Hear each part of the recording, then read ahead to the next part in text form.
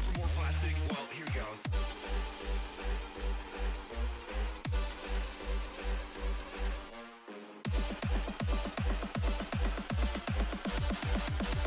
I shall pray for you.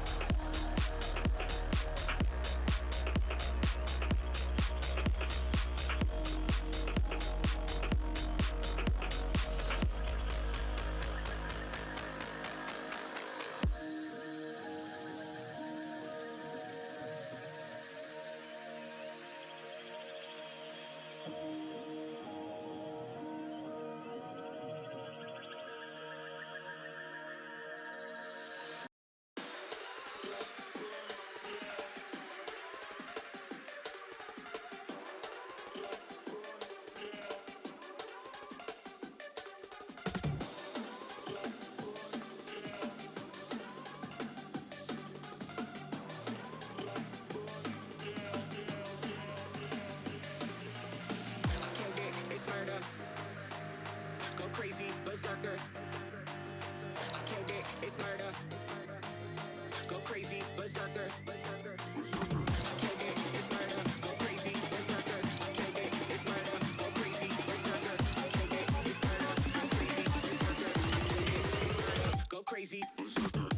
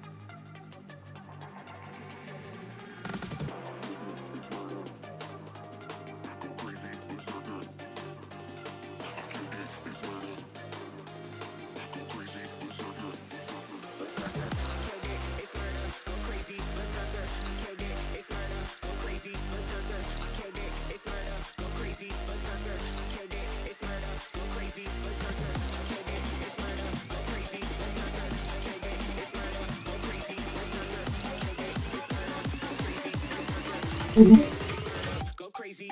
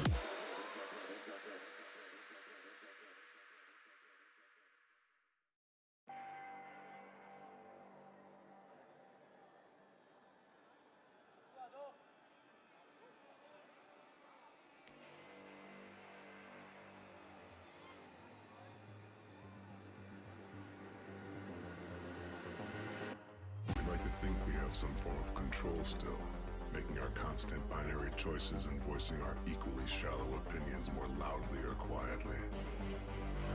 Most people can't even decide what color to wear or which burger to eat. Well, does it matter, man? Autonomy is an illusion.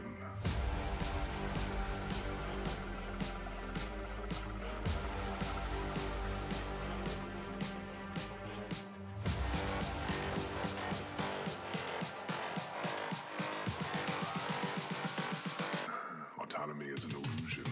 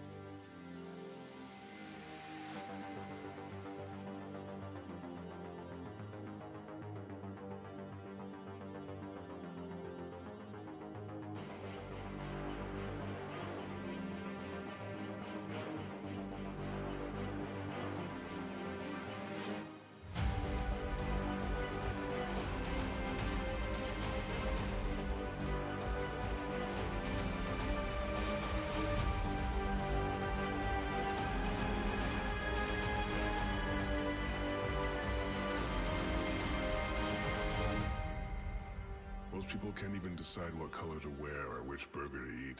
And what the does it matter, man? Autonomy is an illusion.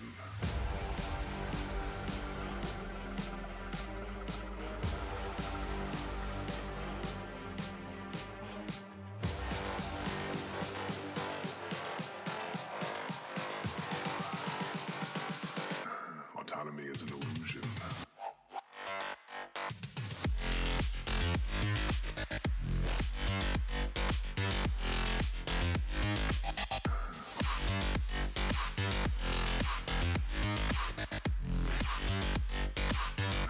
Autonomy is an illusion.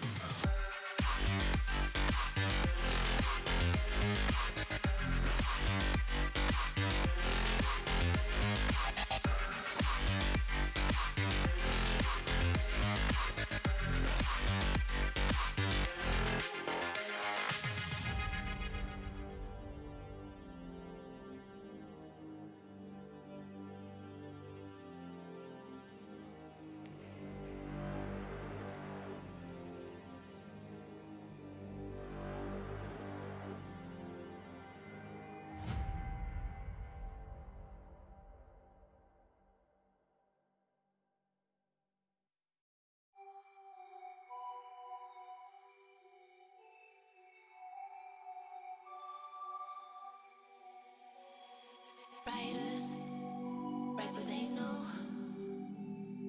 Liars write what they wanna show. Singers sing what they told. But I know you got something else to say. Like secret language, speaking in tongues. Snake like tongue tied, you wanna run. Tribal dancing, I don't know what you are, you are, you are, you are. Summer floating over my heart. We're both dancing over the dark side. I don't know who you are, you are, you are, you are. You got letters sprinkled all over your body. If I join up the dots, it makes me feel naughty. I feel like I shouldn't touch. You got a no touching sign. I feel like I shouldn't run. You're blocking the exit with your life.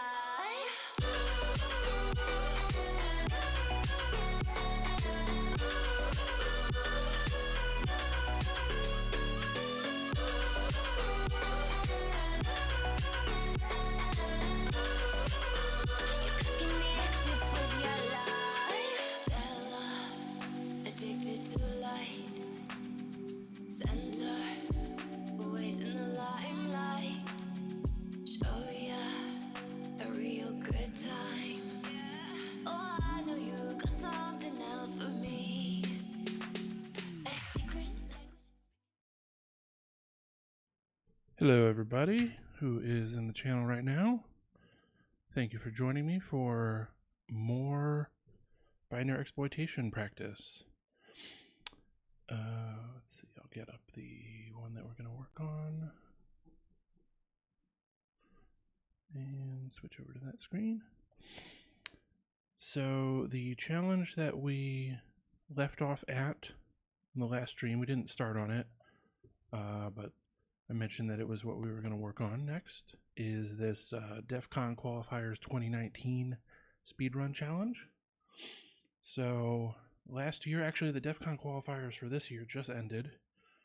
I took a run at it after streaming yesterday and didn't have a lot of success. I'm going to turn up my microphone a little bit. Did not have much success. I was able to complete the 2 intro challenges, which are really not challenges.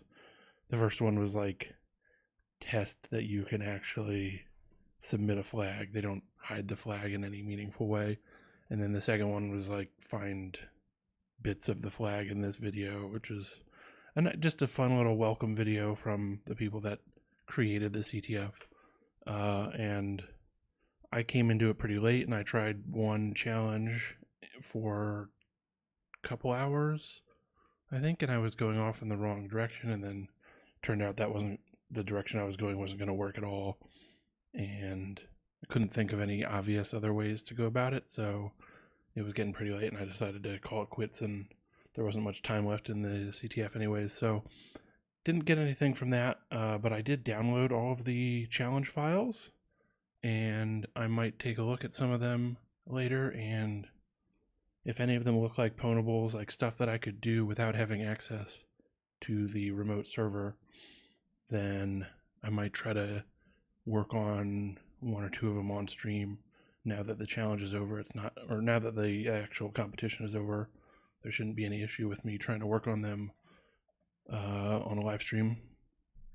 But for now, we will stick with one of the challenges from last year, the Speedrun Challenges, which they did not use that mechanic again this year. They had something else called golf, which I didn't figure out what the rules of that were, but I think it was a similar vein of like a different style to how the points are awarded, and slightly different kinds of challenges as a result of that. So with these speedruns, the points are awarded primarily based on how quickly you can get them done from when they're released, and as a result, they've given challenges that are much simpler than their normal challenges. So yeah, that's why this is maybe an acceptable one to try to work on at my current skill level, because it should be easy enough comparatively to the real challenges, or the more intense challenges that they have in that Defcon qualifier CTF, that maybe I can get through it, basically. That is certainly my hope. So I think we'll just dive into it. I've only got, I don't know, maybe 2 hours. I think if we get up to 3 hours on this, for whatever reason, I'm gonna have to end the stream because I've got some other stuff going on after that. But my hope is, in keeping with the speedrun concept, that I can do this faster than the ones that I've been doing before, which have been usually in the range of about 3 hours. So we'll see if I'm getting any faster, or if this one is just a little more straightforward. I don't know.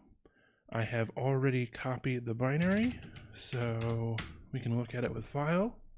It is a 64-bit ELF, statically linked, and symbols have been stripped. So we're in the same boat as the previous challenge.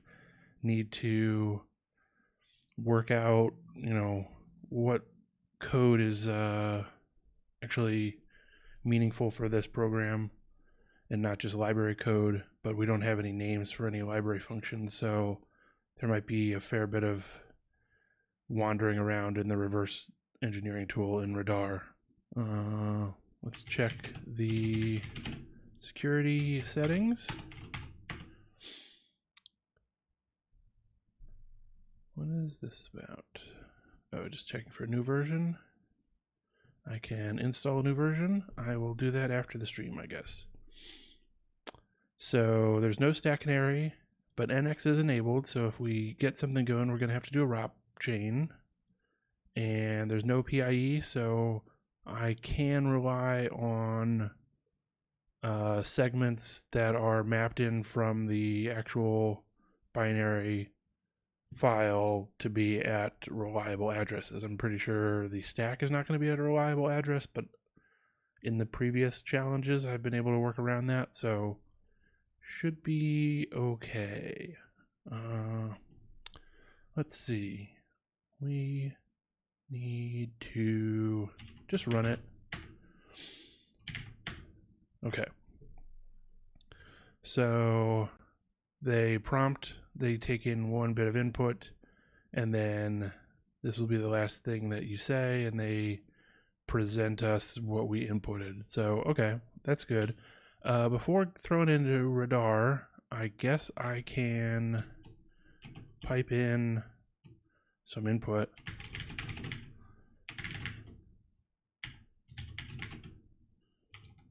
Let's do 256 A's.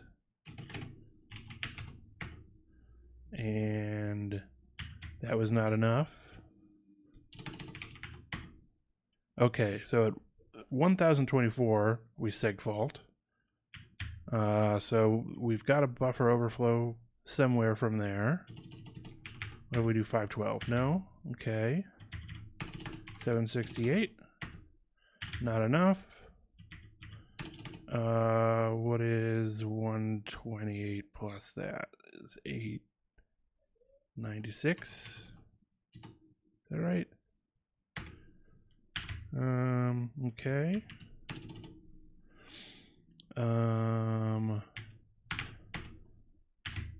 Oh, well, that got interesting. We got a %I printed out kind of spuriously because I'm not sure why, but I think that's where we start getting into probably an overflow. No. Interesting. Oh, I took out the 9. Let's try 1,000. And we get another character out of nowhere. So that's, again, surprising. So if we do... Okay. Why? So, okay, after... Yeah, just to, I mean, I guess I was doing a weird kind of binary search, I guess.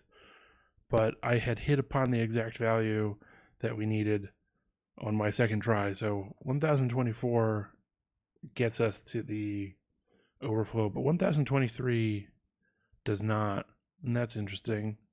So, all right. I mean, this looks relatively straightforward just from the behavior of the program. We send input, and if we send enough input, it segfaults. And there's not a lot going on in the normal behavior of the program. So hopefully we can just find this really quickly. Something about a debug string. Oh, like maybe if we run it in the debugger, it's going to...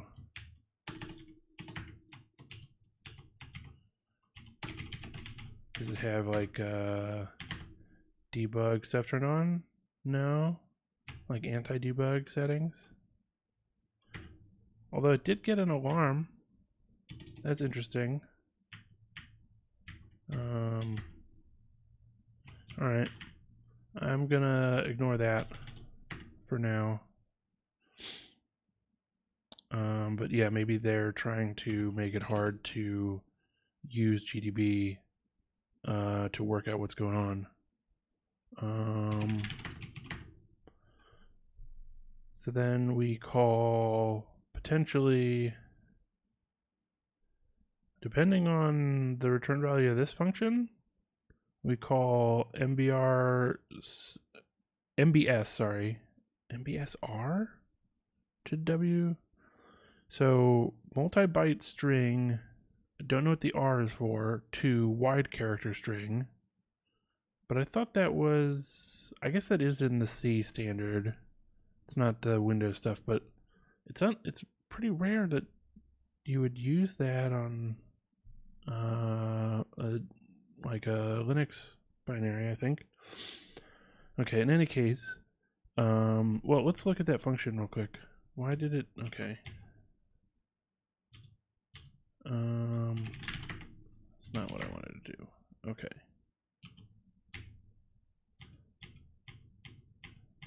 So they have a variety of different ways to show the lines. I don't see the value in the other way of showing it. In any case, what is going on here?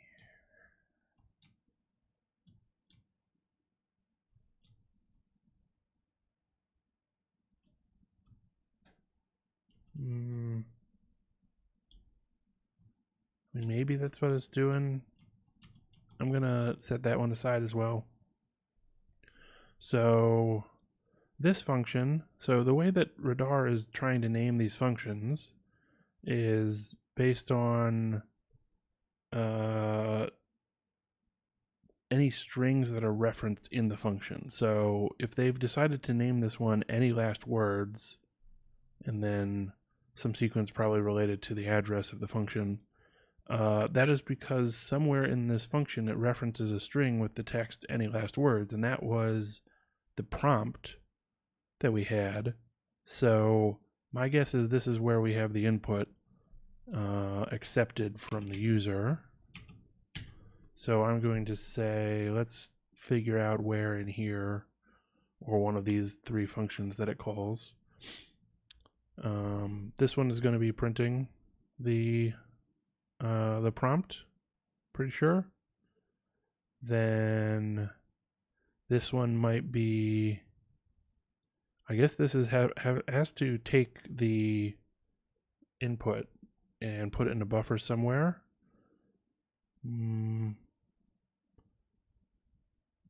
Okay, so yeah, it's pretty straightforward. I think this might be like a call to gets.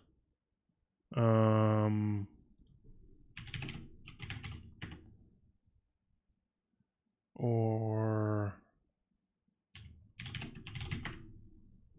call to read, probably. So we're reading from file descriptor 0, which is standard in. Then this parameter is going to be, the second parameter is our buffer pointer, which has the address of this buffer on the stack at RBP minus 400 hex. And then the last one is the length of stuff that we can read. And read goes until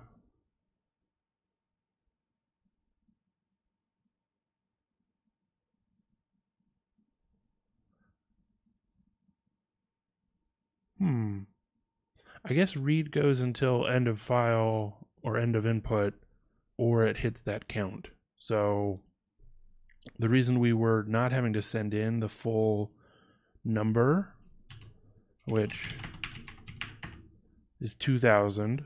So we didn't ever send an input with 2000 characters, but we were completing the read call. That's just because we had piped in some input, I guess.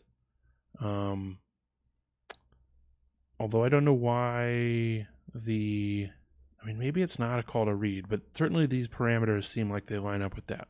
So we've got a buffer that's got 1024, full 1024 bytes of space, but we're reading up to 2000 bytes of space of characters into it.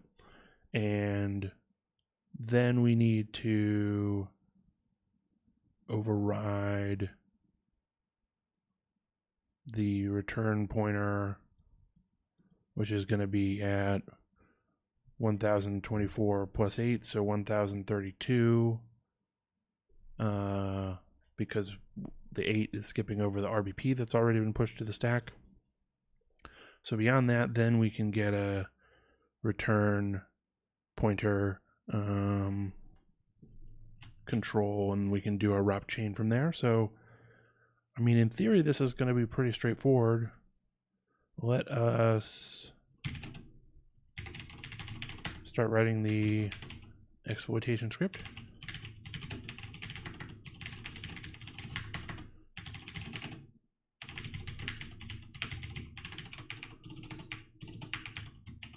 And I mean, this sort of follows with the speedrun idea, is like, if you can exploit this in 10 minutes, then you're going to get points in the competition. So we want, let's do A times 1024 or 1032. No, it's,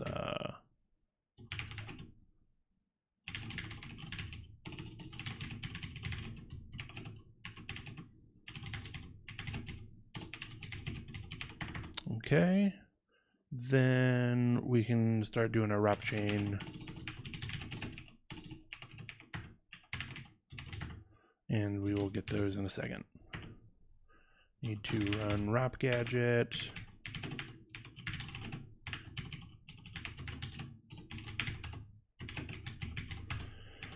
Throw the gadgets in a file, and we want the write what where and move several. Can't can I copy from... I'm going to copy the ROP code file from the earlier challenge, not the one just prior to this, not the Defcon 2016 one, but the Boston Key Party one, because that was also 64-bit.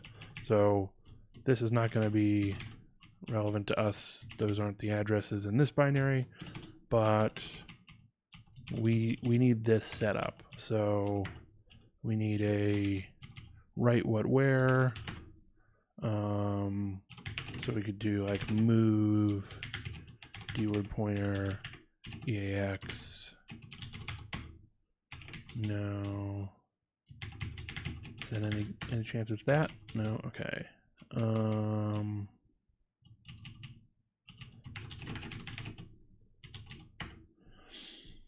Let's see. We have.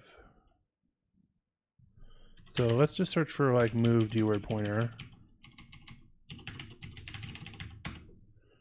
Okay.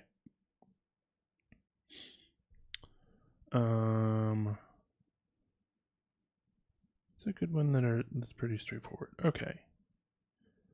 Interesting. Well, we can do RSI, I guess. There's no reason that we need any particular register to be used in these cases. I'm going to just use this one, which is RDX.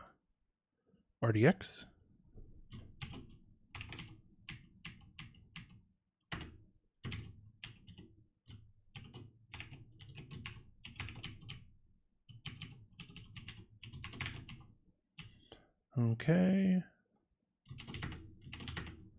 And now we need pop RDX. Got ourselves a pop RDX.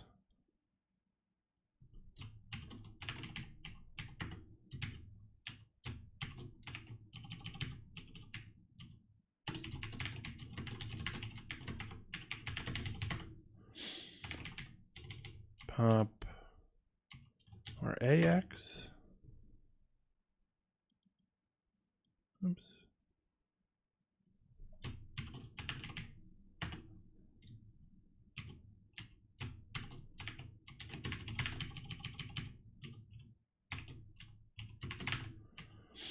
And we also need RSI and RDI, and then syscall.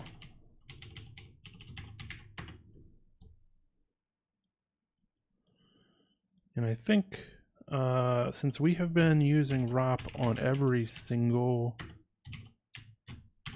challenge since the first one where it was introduced as the way to do it, I'm going to sort of work from the standpoint that we're just going to use ROP from here on out. And I should probably look into some tools which make this simpler, because I recall seeing some tools that will search for, you know, these like very obvious gadgets. We're using the same gadgets over and over again for doing a shell syscall or like a call to pop a shell, basically, with a syscall. So having something that's automated would be good, and save me the hassle of doing this all manually. I think going through it at least a few times has been helpful for me, just to make sure that my understanding is very clear, as clear as it could be. But eventually, you know, certainly if I were doing this on a CTF, I would want to have a tool that did it automatically if it's a speed-based kind of thing. Okay, so we need to pop an address into RDX, and then we need to pop a value which is the string. So 00 And here's where I've forgotten my ASCII again. If I do this enough times, I'll probably memorize the correct hex bytes for the ASCII for this stuff. But 68, 73, 2F. What are we at? SH/ or HS/N6E. I is 69, B 62, and then 2F.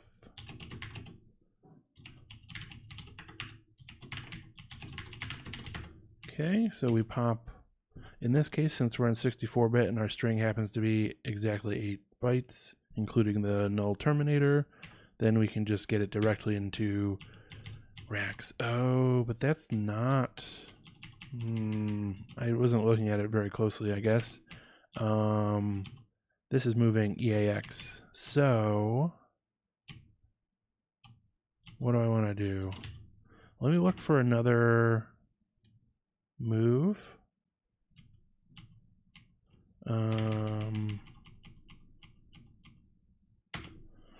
And see if I can get a move of a D-word pointer where the register being moved out of... Oh, no. Okay, that's why I'm getting... I want a keyword pointer? Yeah. So I'm never going to move a 64-bit register to a D-word pointer reference, basically. That doesn't make any sense for what that would be. So we do have the same thing here, though. So I can use this one instead. We're going to move all of racks into the address referred to by RDX. So copy that in and use that one instead.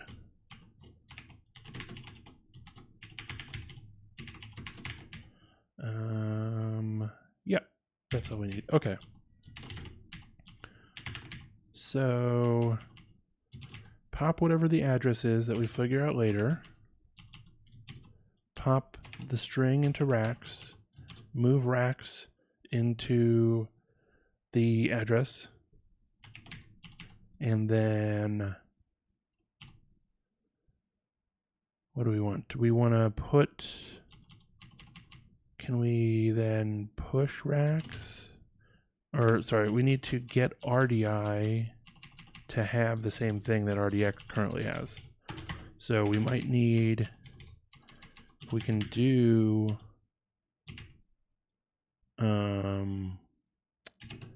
move RDI RDX.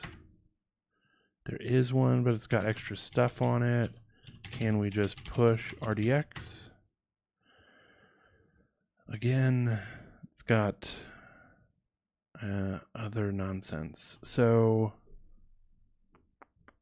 maybe we want to use, maybe we have something here that we can use. Let's see. We've got RDI with offsets. And so I think the way that we would need to, we could do it this way, move into RDI,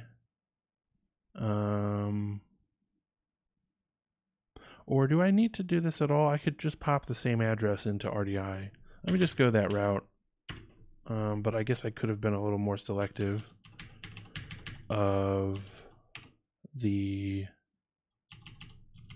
this is the one that I want up there. I'll put this down. Okay. So this will move our string into memory, and then we'll pop the same address, but this time it goes into RDI instead of RDX, which we were using because that's the move gadget that we selected. We could have maybe gotten this a little bit shorter, skipped over this bit if I used a write what where gadget that had RDI instead of RDX, but you know, water under the bridge or whatever. We're moving past that. Okay, and then RSI, we need to pop a null into it. Same for RDX, and then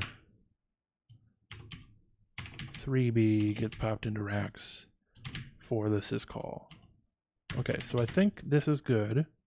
We need to find a good memory location. And I'm sure there's a good way to do that in Radar, but I'm not going to look up what it is right now because I want to say VMM and I'll just get it in GDB because I know how to do that very quickly. So we've got an address up through there. So let's say B6 to BC. It's very small, but I don't think I need to care about the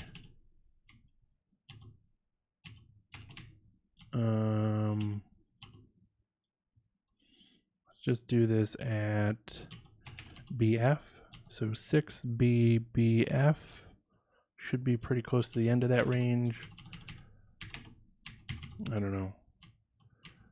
I don't know if there's any good or bad place to put it really, because we're gonna just pop into the shell regardless.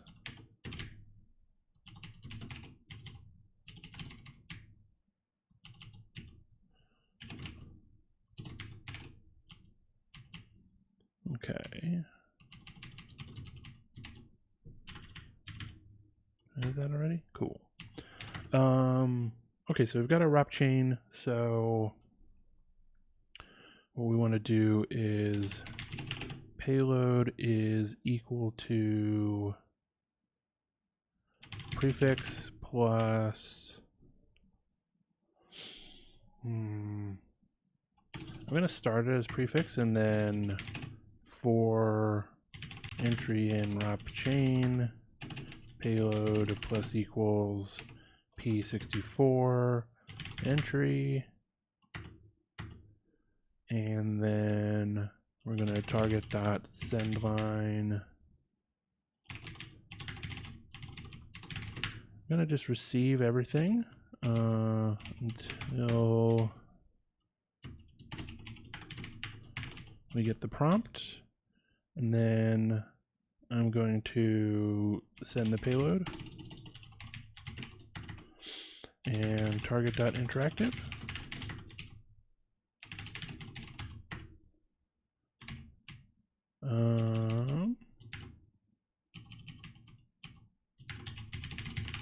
Let's encode it so that payload is all bytes. And there we go. We got the shell. So this one was super quick compared to all the previous ones. We only took, I don't know, maybe half an hour from me, ending my sort of intro rambling about it to getting the ROP chain set up and get that exploit going. Thus, I guess the speedrun name on it makes sense. Looking at it now and understanding, how quickly some of these things come together if you've practiced them enough, it makes a lot more sense that I recall seeing somewhere somebody said that at least one of these speedrun challenges was completed in definitely less than 10 minutes. It might have been closer to 5 minutes. If you weren't building the ROP chain manually, if you had a tool that finds these gadgets and puts it together for you, then you could probably hammer through this very quickly. In fact, this might be a good challenge for me to just keep practicing as I add tools to my repertoire, basically. How quickly can I get through this challenge, and how, as a little training thing with the tools that I am trying to get better at. Because I think probably redoing it with me doing the ROP chain manually is not necessarily going to be any more enlightening, but honing my speed skills by using better tools, this might be a good challenge because there's just nothing in the way of send the buffer to do the overflow, and then you get your exploit going. Yeah, I like this one. We're going to go through the walkthrough for it, and then I think I'm going to end the stream just because I don't want to get started on another one that might take a long time when I know that I don't have that much time left on my, or that much time left to stream today. But we will, since it went a little faster than I anticipated, we'll do this walkthrough and then we'll read about these two mitigation techniques that they've talked about, or that they have pages about. So previously we've read about ASLR, and we've also read about the NX bit stuff. And it's interesting because after this one, everything has been, so NX, or like no execute. I don't know if XN is like execute no, but they mean the same thing. And then DEP is the Windows terminology for data execution prevention. This is the mitigation that requires you to use ROP to get around it, right? So then all the ones following this have been, at least these next three have been requiring me to use ROP because that mitigation has been turned on. So what I'm wondering about is they're talking about these additional mitigations. Maybe all of these following it will have those mitigations turned on. And that'll be interesting because it sounds like they will get more complicated. I mean, Railrow has been turned on in some of them. I think there was maybe one with full Railrow, and previously there's been a lot with partial Railrow, and it just hasn't come up because we haven't been doing that kind of attack. And when we get to reading that, I'm sure they'll explain the kind of attack where having this mitigation enabled is meaningful.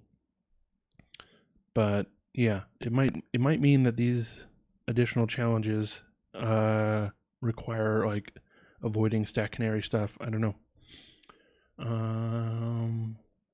Yeah, at the same time, they talk about ASLR up here, and it hasn't really been an issue thus far.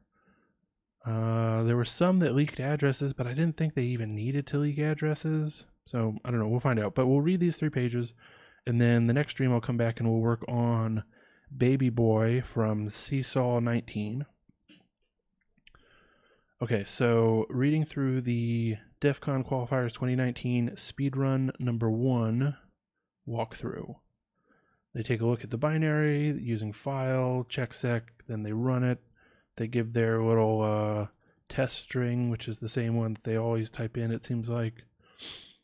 And so you can see that we're dealing with a 64-bit statically compiled binary. The binary has NX for non-executable stack enabled, which means that the stack memory region is not executable.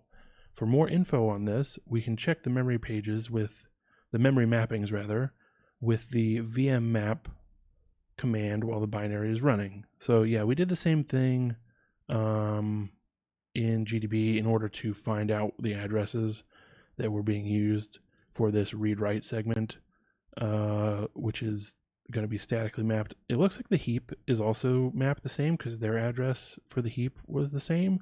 So we could have written into that area. It's all good. Here we can see that the memory region for the stack begins at such and such address and ends at some other address. We can see that the permissions are read-write. There are 3 different permissions you can assign to a memory region. So they're going into more detail. They don't need to talk through this stuff at this point. I feel like we've had to solve multiple challenges that have NX enabled thus far. There are 3 different permissions you can assign to a memory region. R is for readable, W is for writable, X is for executable. Since the stack has permissions RW assigned to it, we can read and write to it. So pushing shellcode onto the stack and executing it isn't an option. Yeah. Also, since the binary is statically compiled, that means that the libc portions the binary needs are compiled with the binary. So libc is not linked to the binary.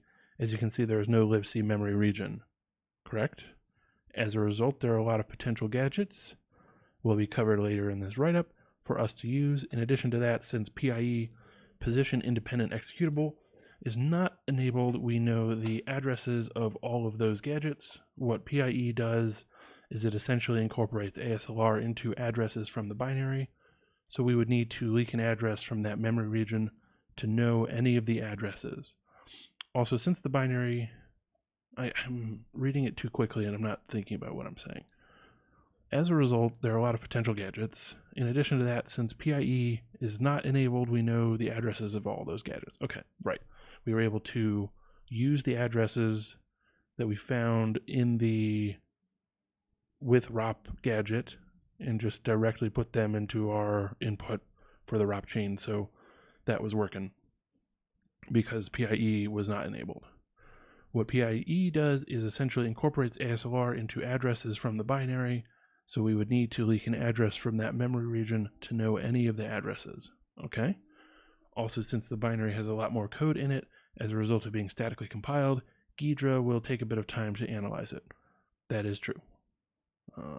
The analysis tools tend to get pretty slow if you have this is probably not a very large binary. Let's see.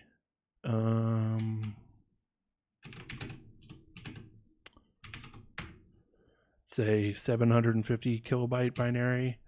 Let me tell you, if you are trying to analyze a 30 megabyte binary, your reverse engineering tools are going to take you, took me a couple hours with Binary Ninja on a recent project, so get used to that if you're working on real world large binaries, especially like video games that have statically compiled in, statically linked in everything. When we run the binary, it essentially just prompts us for input. When we take a look at the binary in Ghidra, we see a long list of functions. To find out which one actually runs the code we look for, we can use the backtrace command in GDB when it prompts us for input, which will tell us the functions that have been called to reach the point we are at. Yeah, that would be a good way to do it.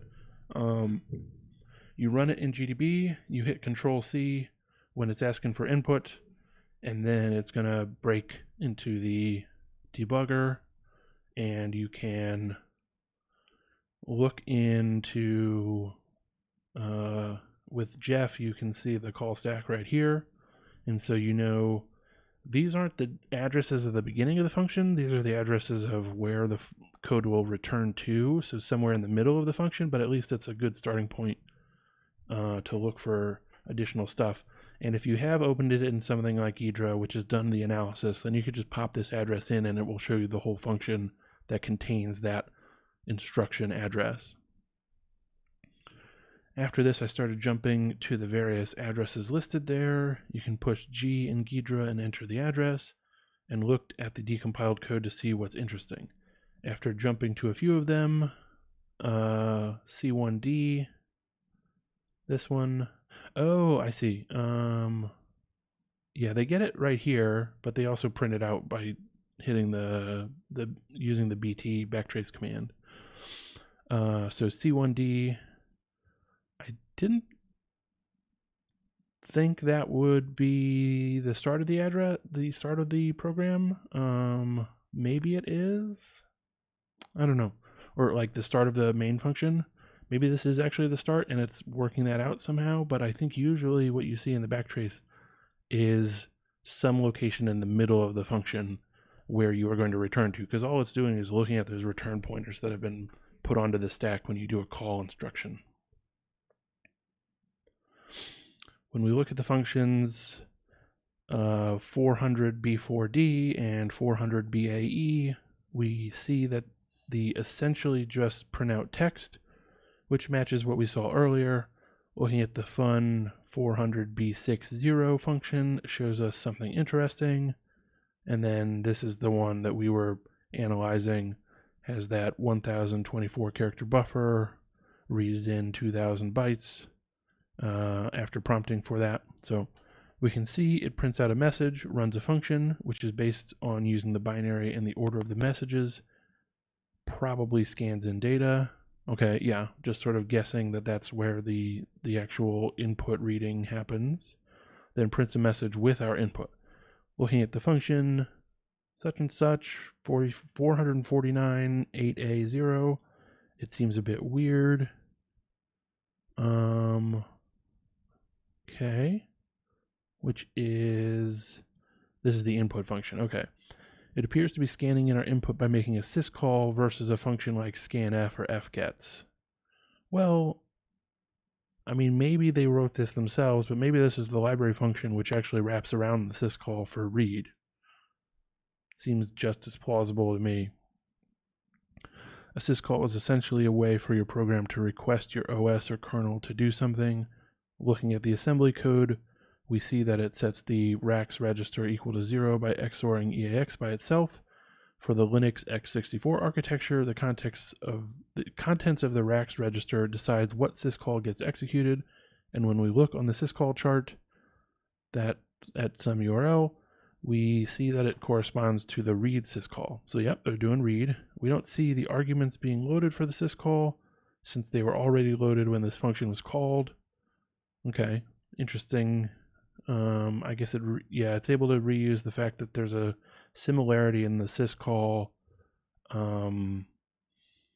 register like calling convention and the x86 64-bit calling convention on Linux. So you don't have to like set the registers a certain way, call the read wrapper function, and then that function has to move stuff into other registers. You get a little bit of speed savings that way, I suppose. Or you get a little more performance, rather. And since they were already loaded when this function was called, okay. The arguments this function takes and the registers they take it in are the same as the read syscall. Yeah, oh, that's just what I was saying. Okay. So it can just call it after it zeroes out RAX. More on syscalls to come. Okay. So it does these instructions as they were saying. So with that, we can see it scanning in 2000 bytes worth of input into input, which can hold 1024 bytes. We have an overflow that we can overwrite the return address with and get code execution. The question now is what to do with it. It will be making a ROP. We will be making a ROP chain. I feel like, is anybody benefiting from me reading through this walkthrough rather than you can read it yourself if you'd like to? The previous times when I was reading through it, it was because I expected I would probably find some better way to accomplish the challenge.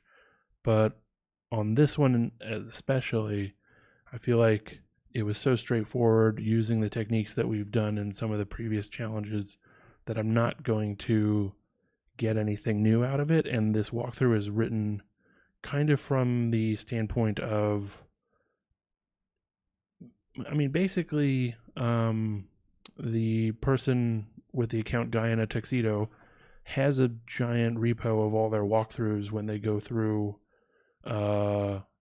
or their write-ups for CTF challenges, which is great. And they've built this project and this course out of those write-ups. But each time they do a write-up, it's an independent thing because they weren't doing the write-ups within the context of creating this course in the first place. So all of them are repeating all the same info, and I feel like I'm just like wasting a lot of time reading the same information that they've already presented in this README or this walkthrough and this one and this one and this one. So I think I'm not going to go through the whole thing on stream. I might like just run through it real quick on the off chance that I am missing something that I could have done a little better with this one, but I'm not going to do that on stream. We can maybe look at their write-ups of the ideas of a Stackanary and of the Relro mitigation stuff. Okay, so Maxim 486, welcome to the channel. Would you recommend this resource as an intro to binary reverse engineering for complete beginners? I would not recommend this course for that use case. There's a little bit at the beginning that's about assembly and using these tools for reversing, but it's not a lot of information. And it's, especially the assembly one, I think is just straight up taken from somebody else's intro. And I didn't find it to be the most illuminating. I can throw this link in there in the chat for you, and you can take a look at it. but I think I've seen other resources that are better in general. So I would recommend, I think you were in Ash Fox's channel at least yesterday and probably before that. The stuff that he has on his resources list, which, do I still have that open somewhere? I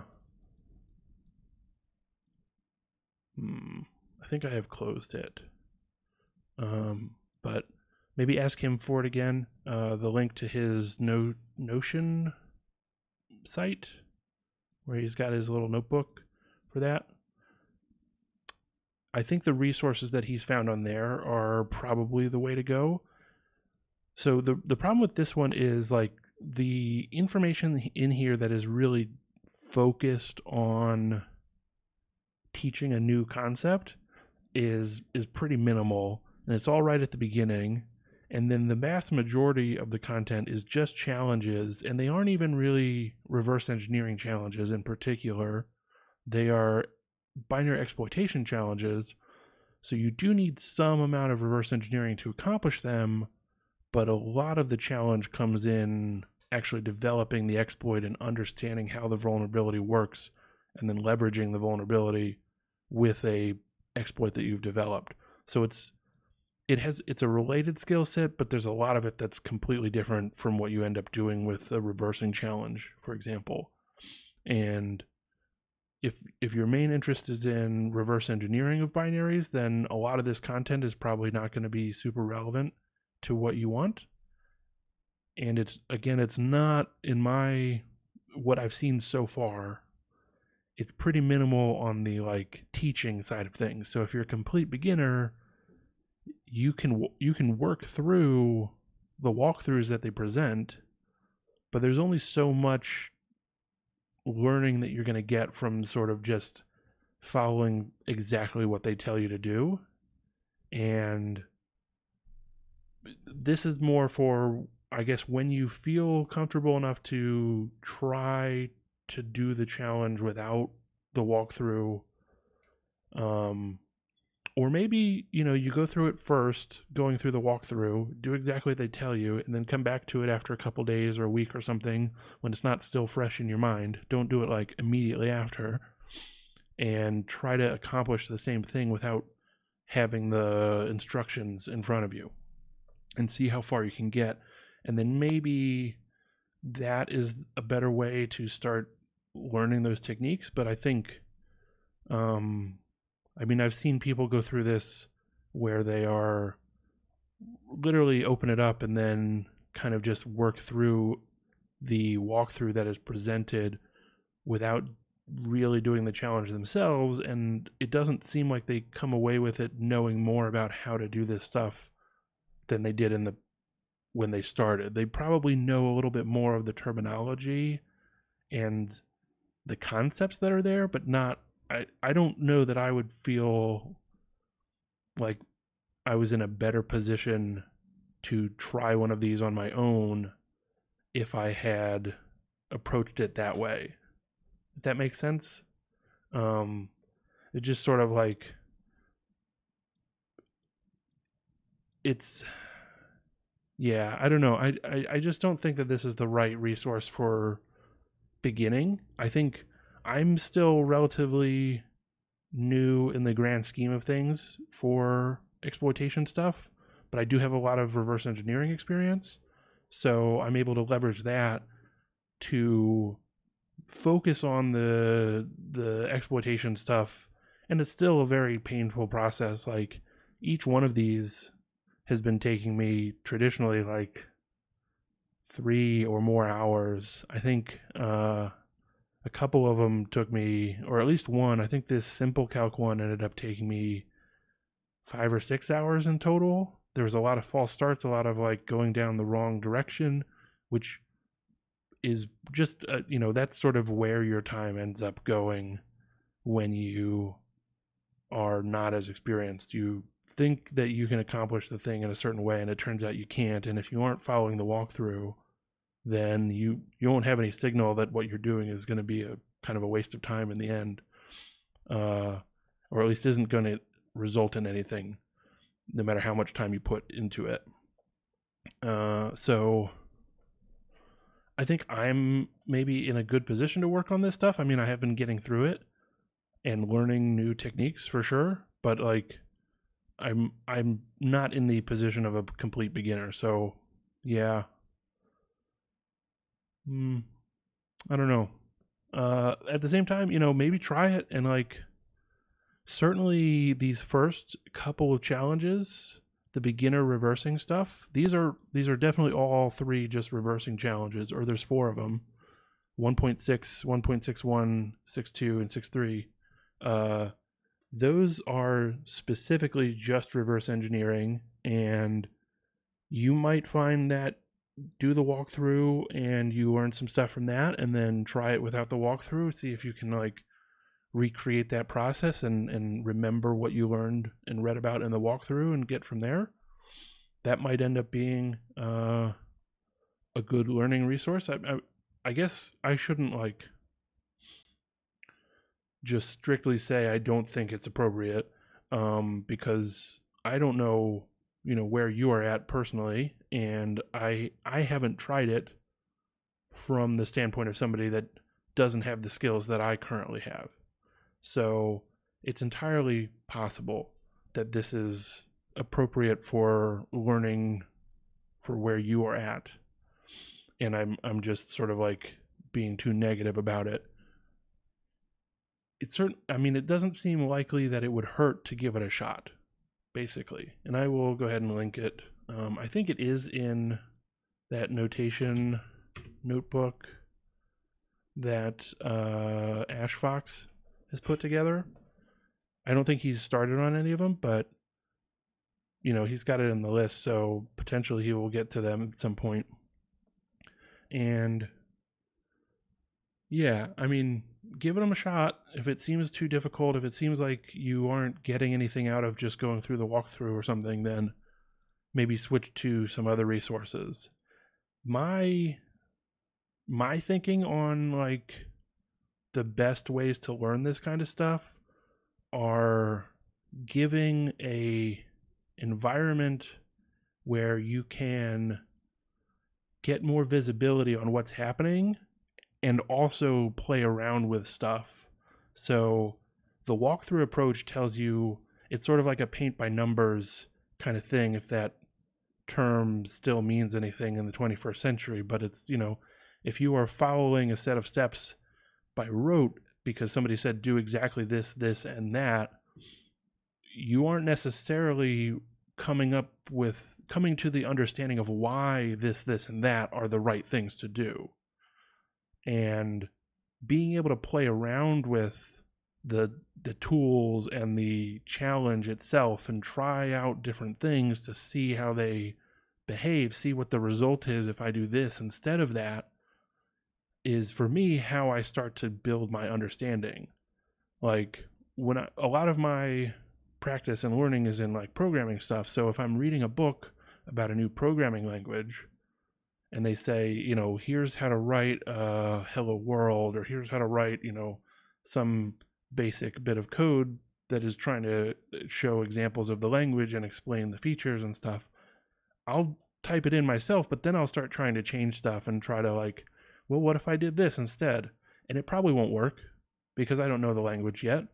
But in finding it to not work and then maybe doing a Google search to see like, why didn't this work, or how could I do this, then I find out some new thing, and that sort of adds to my knowledge in a much more active way than me just receiving the pre-prepared data. So having an environment which is most conducive to doing that self-exploration and experimentation, I think is where you get the best results out of learning.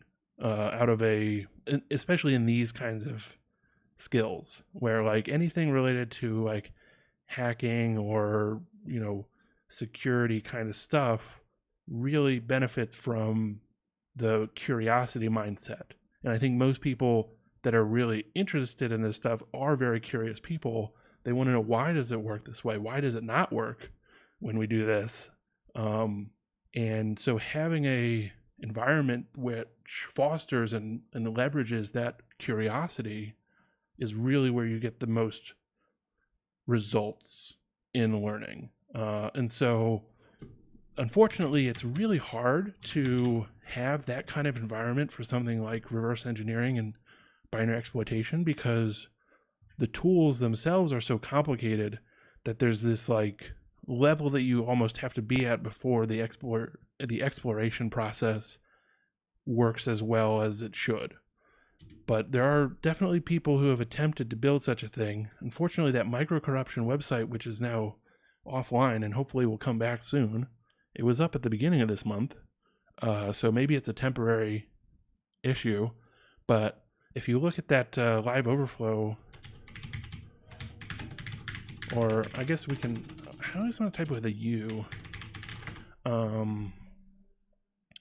So here's somebody going through micro-corruption, and I won't actually play their audio, but we can see the user interface, right? And it's got some elements that are familiar, maybe if you've done stuff with a reverse engineering tool, or at least seen them. You've got the disassembly visualization. You've got a hex dump of some particular memory location. You've got your registers. So it's got like debugger kind of stuff to it, basically.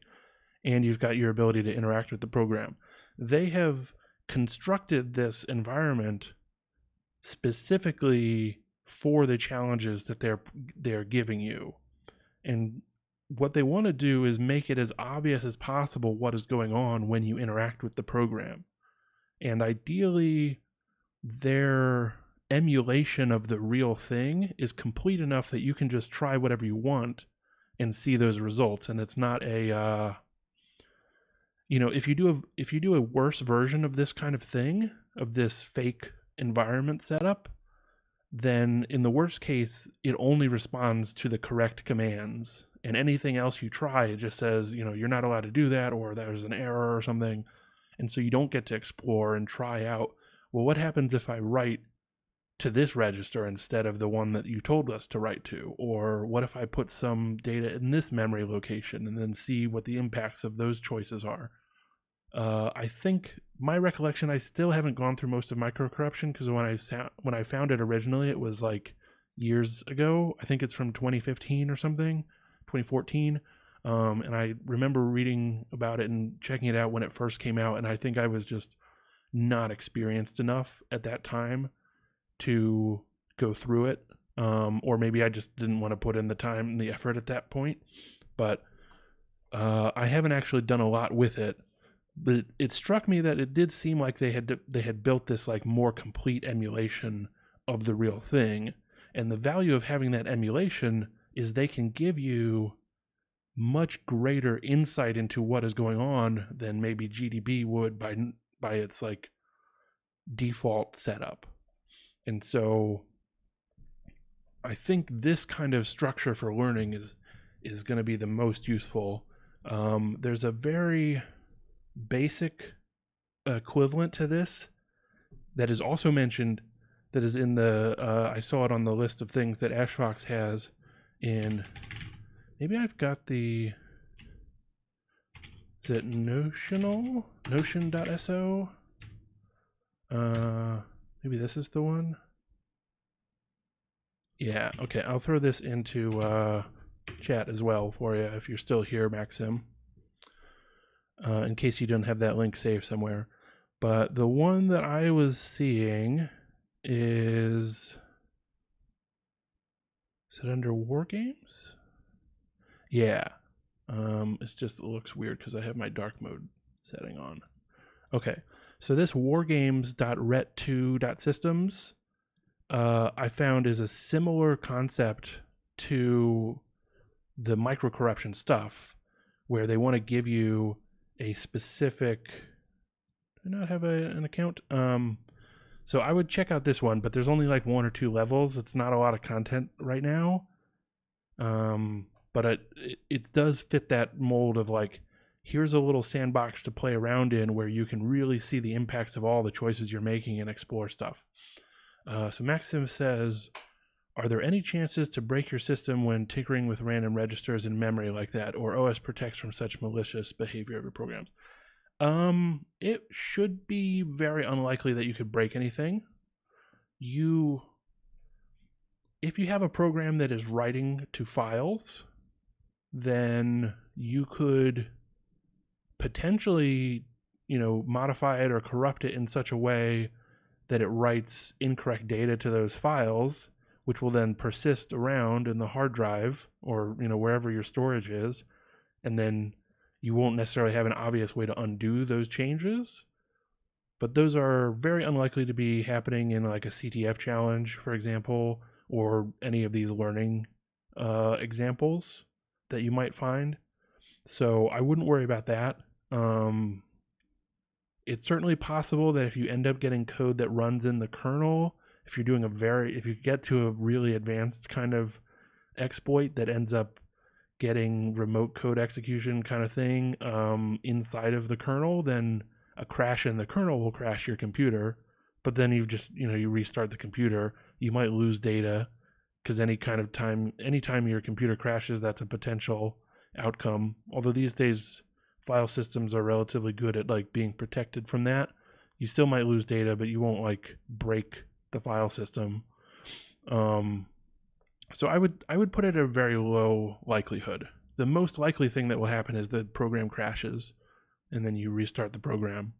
So I wouldn't be too worried about breaking your system from the stuff that I'm showing on my stream right here, or that are listed in the like learning examples in this Notion notebook. They are designed for you to mess with them, usually mess with them in a certain way, but generally speaking, if you mess with them in any kind of way, it's not going to break the rest of your system. If you want to be as safe as possible from this kind of thing, running stuff in a virtual machine is probably a good way to go if you have the ability to get that set up. It's just, especially when you get to the point of like, I'm going to download a binary from a random location that's maybe not as trustworthy as some of these sites are probably. We might expect these sites to be a little more trustworthy. Like a TryHackMe, Ponables.xyz is probably kind of trustworthy because of they might have some vetting of what's in there. But there could also be sites that are like, we'll take any upload of what somebody calls a challenge, and that might just be some kind of malicious software, right? So there is a possibility, and you sort of have to gauge how much you trust the site. And if you don't trust the site that you're getting that challenge or binary from, then definitely run it in a virtual machine instead. And granted, if somebody is really clever or is just using a very advanced exploit, they can get out of that virtual machine with a virtual machine escape kind of exploit. I think this is pure speculation, but I would say those are more likely to be rare kinds of things than maybe just a generic malware. And also, if you just update your virtual machine software frequently, then the exploit that somebody put in their fake binary challenge from a year ago is probably not going to be valid anymore if they did happen to try that. So you can go that route. For people that work on like malware reversing, where they know that the software is intended to be malicious and there's a much higher likelihood that they've put stuff in to escape from sandboxes, escape from virtual machines, mess with an analyst's computer, they go the full like 9 yards basically, and they probably put it in a virtual machine, but they also have it on a different computer than what they use for all of their other day-to-day work. So that worst case scenario, if it takes over that computer, there's no access to secret data or like personal data or anything.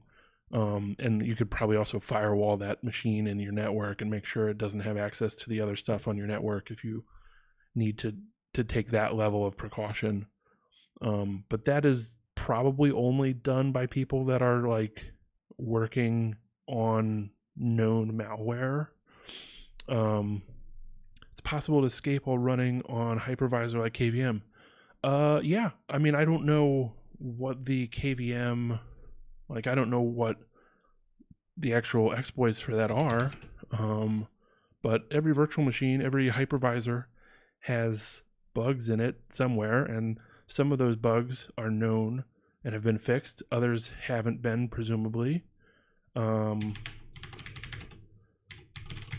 I'm just going to search for KVM hypervisor escape. How to break out of a hypervisor, abuse QEMU KVM. Maybe there's a CVE. Let's see. New virtualization vulnerability allows escape. Like, there might not be that many for KVM just because it's not as commonly used as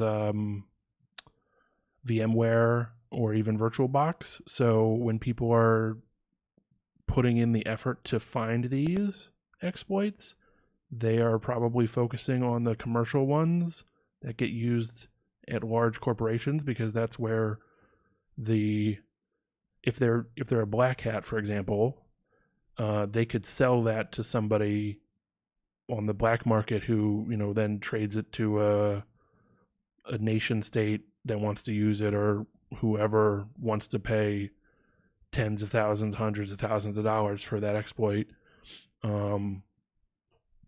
Or if they're a white hat person, then they are probably working on a bug bounty, and I would imagine VMware has more money to pay bug bounties than an open source project like KVM QEMU. Although I bet both of at least QEMU probably has a bug bounty program. I haven't looked into it, but yeah, these things are definitely possible. There's a whole training course that I saw, Ring Zero training. These trainings always seem really cool, but then are incredibly expensive if you aren't getting your employer to pay for it. But where was the one that I saw that was like... I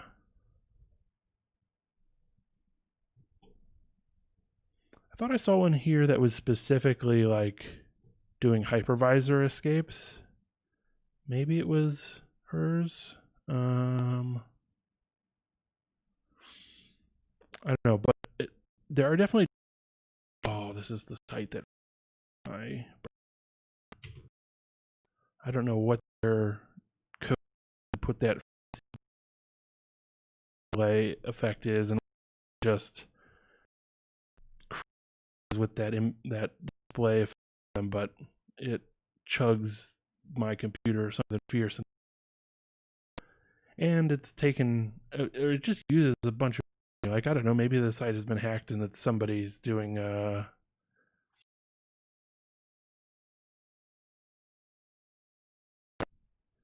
yeah, like Firefox is just killed because of that. That's great. And eventually I will get the memory back. So apologies for that. I can't even see if anybody's laughing at me in chat for opening a website that killed my browser while talking about being protected from malware. I don't think that was malware. I think that was just a horribly written website, but who knows? I shouldn't have gone back there because I remember that happened the last time I was there. Let's see. Oh, these are all gonna open up on that site. Okay. What am I looking at here? Okay. Try to get my stuff back to where I had it. Where's this? Sure. Okay. And anyways, I thought I saw one of these. I don't know if this is the one, but the point of it is that like there was a training that was explicitly about how to break out of hypervisors. And okay, it looks like the stream is still going.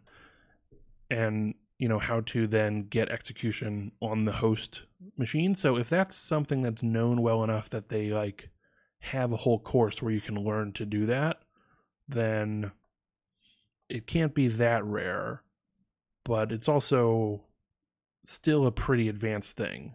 The reason that somebody would be paying $100,000 or more for such an exploit that's still a 0-day is because they're not easy to come across. They're usually several different layers of exploits that are being put together to get the complete impact. And there are people out there that know how to do it for sure, but I would be a little surprised if some random binary exploit challenge that somebody wanted to put malware in was using a 0-day hypervisor exploit. Like, again, if you have one of those and you are trying to be malicious in however you're doing stuff, it would be a big waste to use it to spend that 0-day in that context, basically, rather than sell it to somebody and then go, have a nice vacation or whatever you want to do with all that money. Granted, I want to be very clear. I think selling that stuff to people that will use it, most likely in the furtherance of hurting people physically and putting them in jail, or finding enough information to be able to kill them through whether it be a government or some terrorist organization or something. Like, I would strongly recommend you consider what the potential results of selling an exploit that you come up with to these black market people are. Not that you are thinking about that, but if I'm talking about it, I should probably mention my stance on the morality of selling 0 days to people in the black market. So I don't do much more than like run stuff in a virtual machine and consider myself probably safe from that standpoint, but I also don't do malware specific analysis at this stage. So I don't know. It's not the biggest concern that I have, especially because, I'm working in this course, these are all CTF challenges. Nobody's going to be putting malware in their CTF challenge, or they would be like, I can't imagine what the blowback would be amongst the community of people that play CTFs if you try to use this as a vehicle to hurt the people that are just trying to enjoy the competition. So I haven't ever heard of it. It seems very unlikely that it would happen. People have to vet these challenges before they get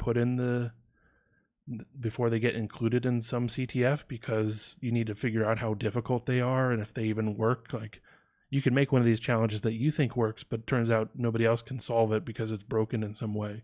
So you generally have somebody else play through it, or several other people play through it. And I think if there were malware in there, they would get it discovered pretty quickly. So I feel very, very safe running the programs that are in this course. Granted, I'm not getting them directly from the CTF. I'm getting them from this guy in a tuxedo user on GitHub, but I still feel confident that he's not like inserted additional malware. I haven't seen anything so far, and I've been reverse engineering each one of these to the point where I would probably have noticed if it did something. I say probably, like, that's maybe overconfident of me, but I just feel pretty safe with these. I'm running it in a virtual machine purely because they have a particular setup that they suggested, and when I was beginning, I decided to just stick with their setup. But these aren't the kinds of things that I would even consider I needed a virtual machine for my own protection. So I hope that helps. I would check out this wargames.ret2.systems. This is specifically binary exploitation stuff, and it is So it's about like doing a buffer overflow in the couple of levels that I saw. Maybe there's just one level, I don't remember. But again, there's just not a lot of content on there. Another thing that I would look at is there's a modern binary exploitation course that is from RPISec. So RPI is, I think, Rensselaer Polytechnic. Yeah, Rensselaer Polytechnic Institute, which is in New York.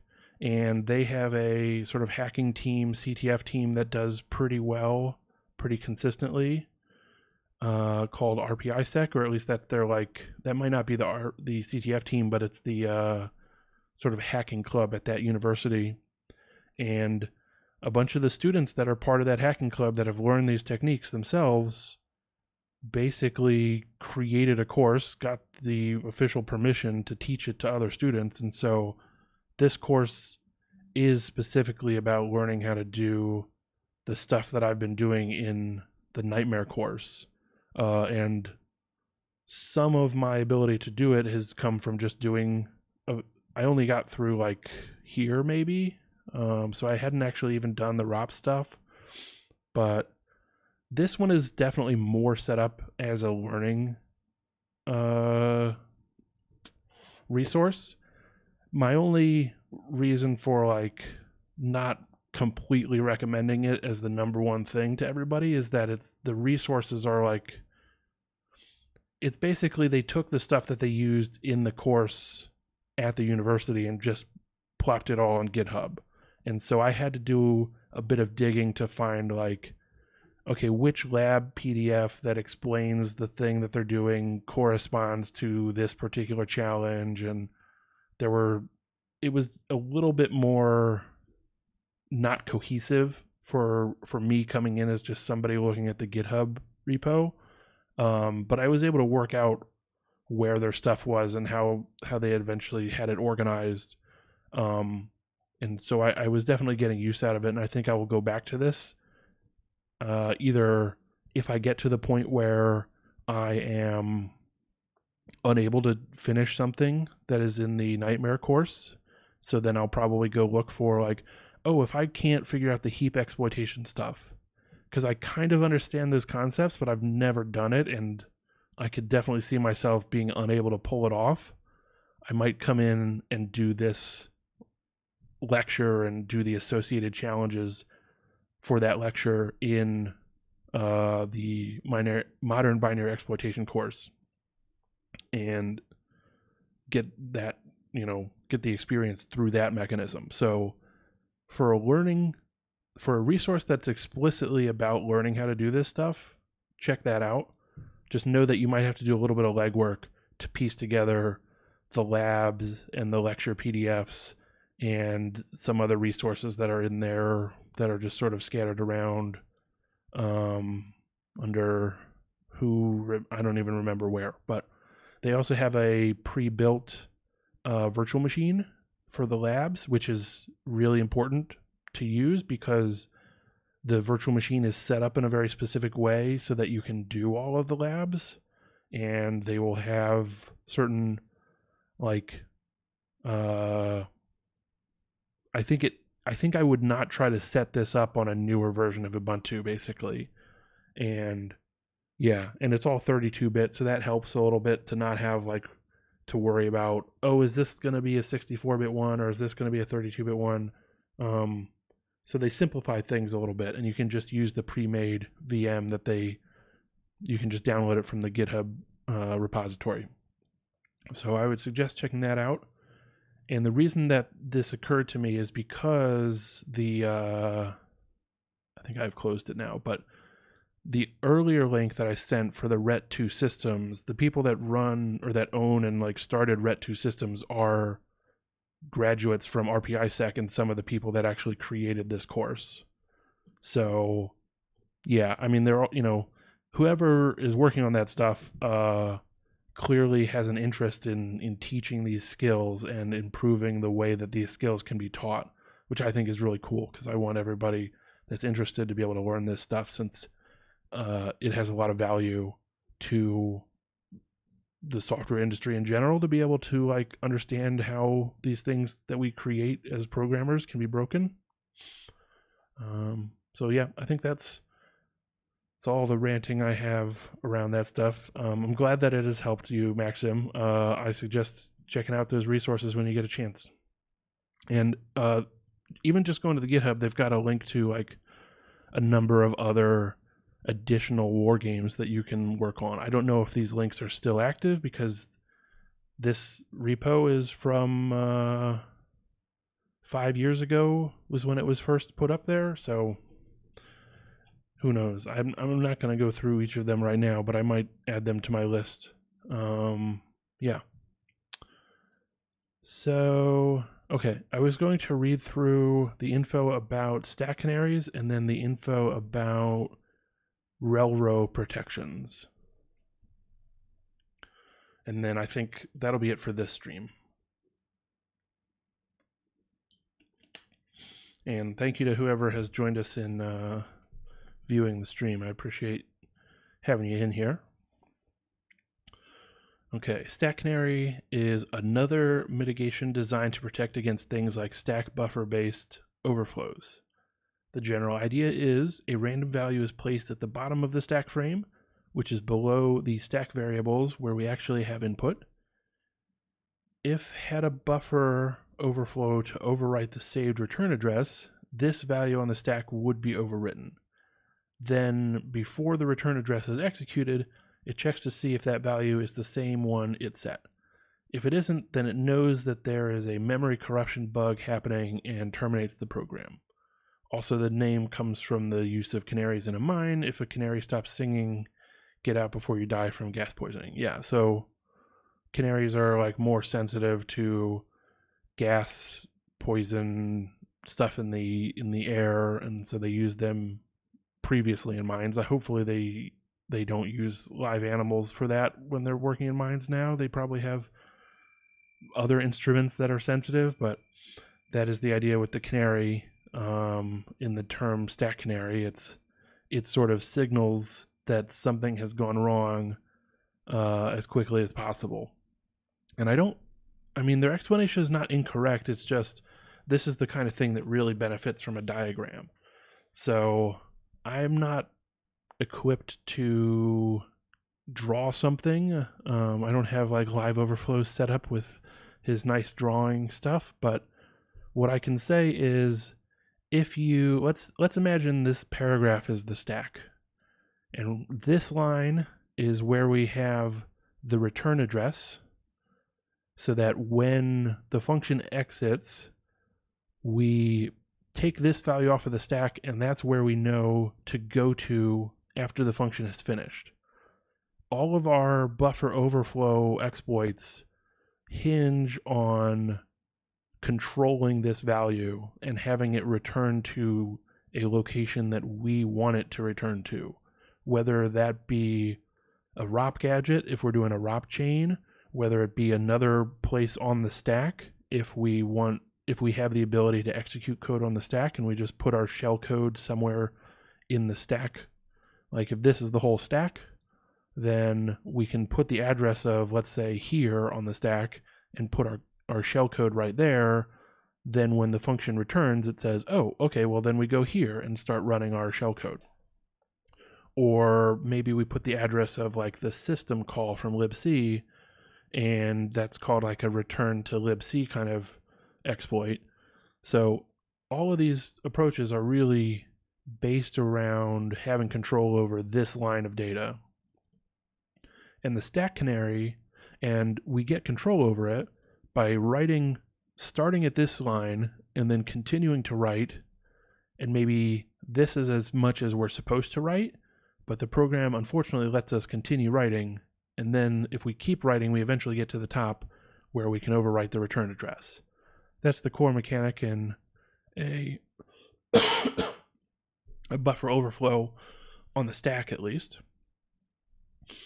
And so the idea with the stack canary is just before that return address, more or less, right here, we put a special value. And that value should be random, should not be known ahead of time.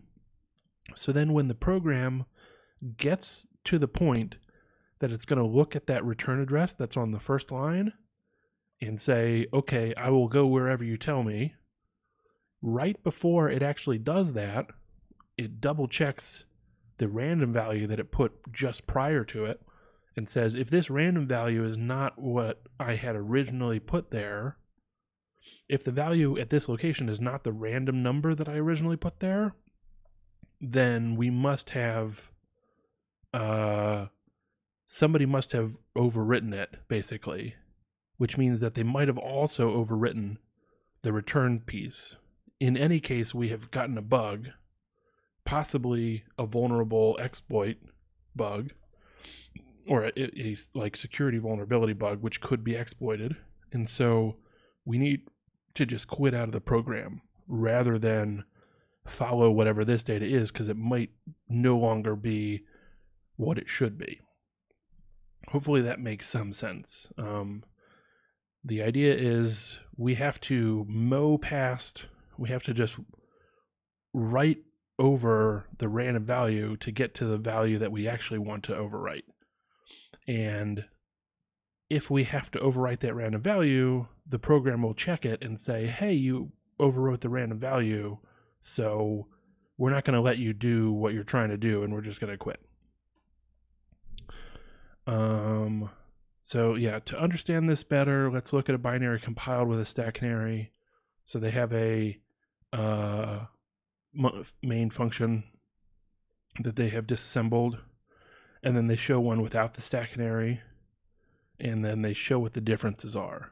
So they just have it here, but there's also a little bit at the beginning. This little piece at the beginning, these two instructions, are where they write the random value into the line. In our example, that's line 2. This says, get the random value from some other place in memory, and then write it to right here. So it does that. And then just before we do the return, we have a little bit of code which gets the value that is actually at this location now by the time the function has finished, and then later gets the value that is in that somewhere else in memory where we copied it from originally, and it compares them, and if they aren't equal, then we call the stack check failed function. Basically, that function is going to maybe print an error, and otherwise, it's at the very least, it's going to quit out of the program. So we can see a few differences between the code, like when it checks the Stackanary. So yeah, these 3 lines are doing the check.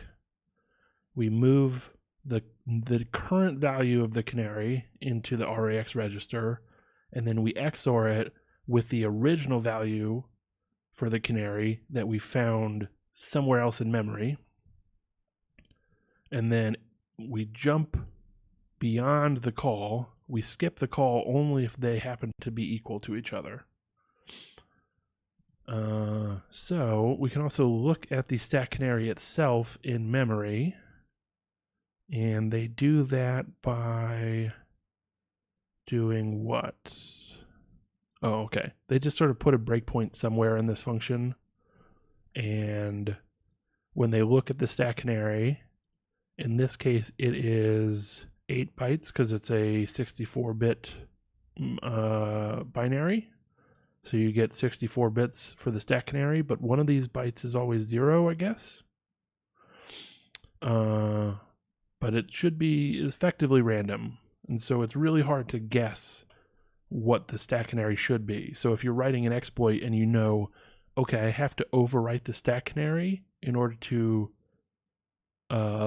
achieve my exploit, well, you'd have to be able to figure out what the Stackanary value is, and thus why it is random, so you can't just guess it every single time. So let's see. Here we can see is the Stackanary. We can tell that it is the Stackanary from several different things. Firstly, it is the value being used when it is doing the Stackanary check. That's the main reason. Any other factor is really not that important. It's the fact that this is the piece of data that is used for the Stackanary check that makes it the canary. Also, it is around the spot on the stack it should be. That's fair. If it wasn't put in that location, using it as the Stackanary indicator would be a poor choice.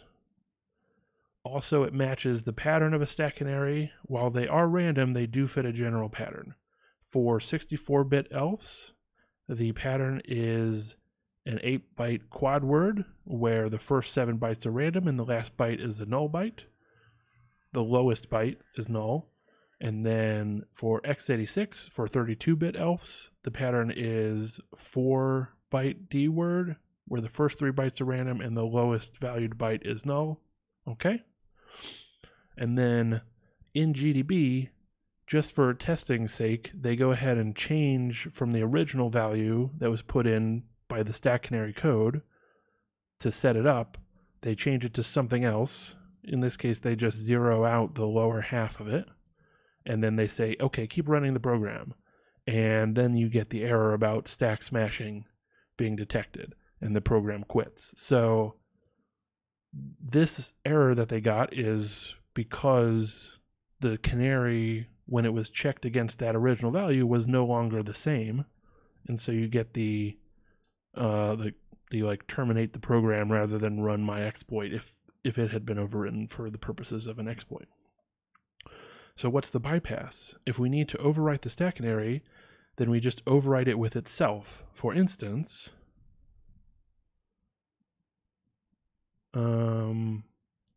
so now they're also in GDB, they change it, but when they change it to the exact same value that it had been originally. Here we just write the value of the canary to itself and it passed the check. So even if you write to that piece of data, the canary isn't determining whether or not you've written to that piece of data. All it's going to do is figure out, does this data have the same value that it had at the beginning of the function?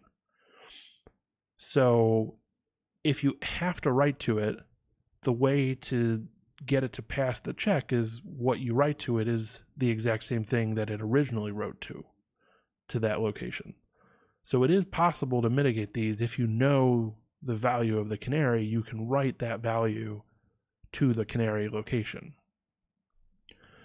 Of course, this requires us to know the value of the Stackanary. Yes, this can be accomplished via leaking the canary, which we will see later. Also, in some cases, you might be able to do something like brute forcing that value. So that's actually exactly what we did in the Feed Me challenge. We had the ability to overwrite a single byte at a time for the Stackanary and repeat that process while it used the same Stackanary.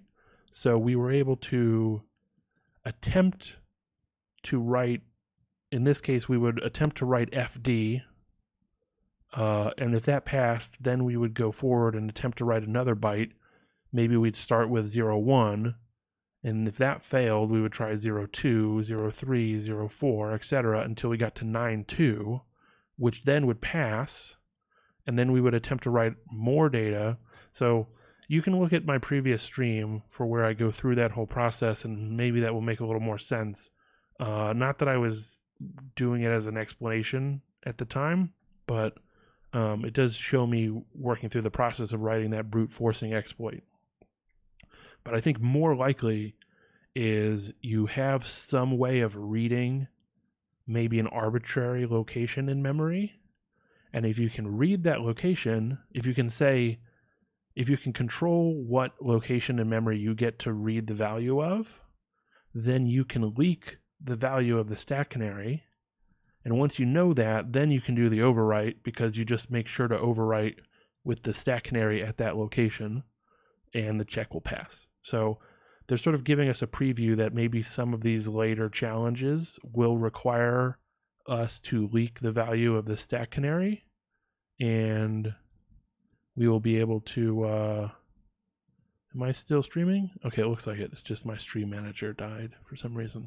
And so it just adds another layer of complication to how you achieve the exploit, but that is the name of the game with binary exploits, is like we do something straightforward like a buffer overflow smashing the stack, which is first written about in Frack magazine or something in like the mid 90s, I think. And then ever since then, it's become this arms race of like, well, I've come up with a way that will stop you from smashing the stack. And then somebody else comes up with a way to get around that mitigation. And it goes back and forth and back and forth. And what we arrive at is if you want to write a real exploit for a well-protected program in the year 2020, you are jumping through a lot of hoops and doing some very, crafty stuff just to achieve that same original result of like overflowing your buffer and getting control over the execution process. Okay, so that's a Stackanary. We did have to work with that on a previous challenge, and maybe they could have put that challenge after explaining Stackanaries, but that's besides the point. Let's go through the Relro explanation real quick, and then I think that'll be the end of the stream, because I've managed to turn this into a 2-hour stream when I already finished the challenge before the hour mark. So this is a pretty short one. Okay. Relro, which is read-only relocation, affects the memory. So relocation, read-only. It affects the memory permissions similar to the NX mitigation. The difference is, whereas with NX, it makes the stack executable. It makes the stack not executable, but yeah. Relro makes certain things read-only, so we can't write to them. The most common way I've seen this be an obstacle is preventing us from doing a global offset table overwrite, or GOT table overwrite, which will be covered later. The global offset table holds addresses for libc functions so that the binary knows what the addresses are and can call them. Let's see what the memory permissions looks like for a GOT table entry for a binary with and without Relro. All right, fair enough. I guess that's an okay explanation. Really, this deals with the concept of dynamic linking if you aren't statically linking your binary, so you aren't copying the code from libc into the binary itself, but instead you are making references to the functions that are in the libc.so file. Those references get figured out when the program is loaded when you run it. It doesn't get figured out like when you compile it. And so there's a little chunk of memory where they have a table of offsets, basically. This is the global offset table. And that's where the loader puts in the addresses that are correct for your version of libc. If I have a slightly different version of libc, my addresses might be a little bit different when I run the program on my machine. And so the way the program is structured is it has a little like table of indirections that you reference when you want to say, let's call the read function from libc. We go first to that table, and that table will then have the correct address, and then we go to it. It's a little more complicated than that, but conceptually, if you can write to that table, you can say, let's see, maybe the code is trying to call the printf function, but you want it to call system instead. For whatever reason, you are able to get it to call system and have the string that you want it to print out. Or actually, maybe a simpler thing would be like puts. The put_s function is just going to take a string and print that to the output. If you have control over that string, so you can define what would be sent to puts, you could overwrite the GOT information and make it so that the attempt to call puts actually results in a call to system. So then when you put in the string something like /bin/bash, instead of printing the string /bin/bash, it will actually run system and pop a shell for you. And I'm sure that we will have some challenges in that category coming up. So then the idea with rel-row is to simply make that area of data not writable, which makes perfect sense because it only needs to be written at the very beginning of when the program is loaded, even before it has actually started running the program. So you can write the data in there when you're doing the setup and then change the permissions to make it read-only, and everything should be okay from there. This is a mitigation that should be doable in every case, and I don't know why it's not like maybe turned on by default all the time, but a lot of the binaries that we've seen have been partial rel-row, meaning some of the locations are read-only and others are still read-write. So let's see where they are talking about.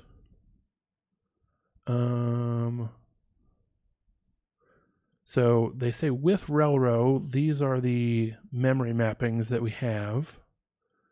And then they look for the fgets function. That's a function from libc.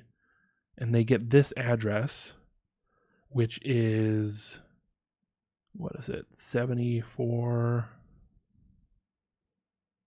So it's in this area, I guess. Is that right? Yeah, that looks correct. But that wasn't read-write anyways. Well, or I guess this is with rel-row.